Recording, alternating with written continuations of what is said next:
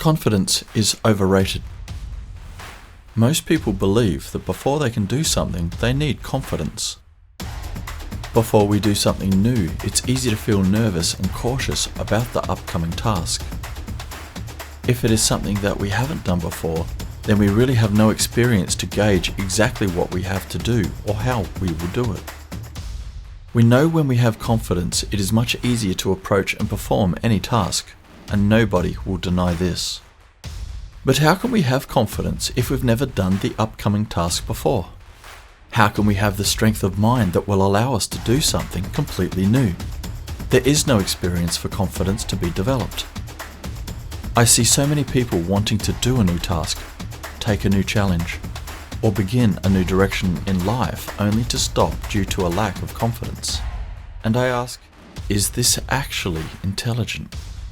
When we consider how many mental strengths we have, we may consider that confidence is not our only mental strength. When we consider that mental strength is really made up of wisdom and knowledge, courage, humanity, justice, temperance, transcendence. When we think of confidence, it is really an act of courage. Confidence increases our courage to perform any task. However, there is a truth. We don't achieve confidence until we have completed the task at least once, and in reality, not until we complete the task or a similar task several times. Meaning, it would make more sense to start a new task, take a new challenge, or begin a new direction in life with courage. The courage to take the first step. The courage to communicate your action and intent. The courage to not know how a task is going to evolve and finish. The courage to ignore the naysayers and do it anyway. The courage to believe in yourself and the knowledge that you can. And the courage to fail and try again.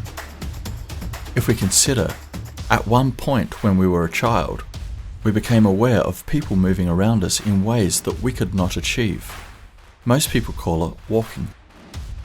Over time, we built the muscles, the balance, and the desire to take the first step. We didn't know if we could do it, but we took the step anyway. After the step, we took the second step, and the third, and then we started running, skipping, playing sport, climbing mountains, driving cars, flying, and going into space. A single step has taken humanity a long way. And never has there been in the history of taking a first step that a baby fell on its butt and said, "Screw it, walking is too hard and I'm not going to do it." And after 100 steps, confidence is developed. So confidence is developed after we do the task, not before. Start with courage. And if we start with courage and using courage, we'll go through the following stages of development. 1. Unconscious incompetence. 2. Conscious incompetence. 3. Conscious competence. 4. Unconscious competence. Let's look at these 4 steps closer. Unconscious incompetence. We don't know what we don't know. These are the mysteries that we are completely unaware of.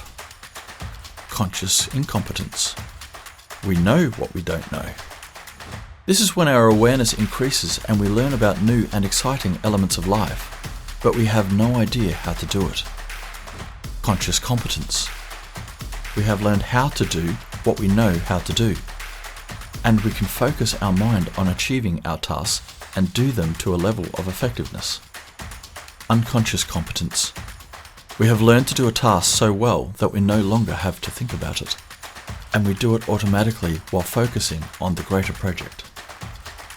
A great example is riding a bike or driving a car, and you may substitute this for any task that you do well. To start, we weren't aware of what a car was. This is unconscious incompetence. As we grew, we became aware of cars and drivers of cars. This is conscious incompetence. When we came of age, we were able to learn to drive a car. And in the beginning, we had to learn where to put the key, what all the pedals do, the steering wheel and the various buttons and levers and their functions. We needed to learn how to control a car safely, and we had to learn how to arrive at our destination, conscious competence.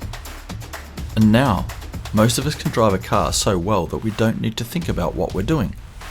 And this is unconscious competence. For most of us, we are driving the car and considering what it is we need to do upon arriving at our destination and beyond. You can substitute the experience of driving a car for any learned behaviour, from tying your shoes to drawing a picture and your daily routine. Any behaviour that you can do perfectly without thinking started with unconscious incompetence and has led to unconscious competence. So understand that we are all part way through our various journeys, and we are somewhere between unconscious incompetence and unconscious competence with everything that we are doing. And in truth, the most exciting part of the journey is somewhere between conscious incompetence and conscious competence. Here is our experience of learning and growing, developing new abilities and knowledge about ourselves, developing new abilities and knowledge that we didn't have previously. So embrace the journey, practice courage, and step forward in life towards everything you want, towards everything that excites you, and towards everything that will bring you positive experiences and positive qualities.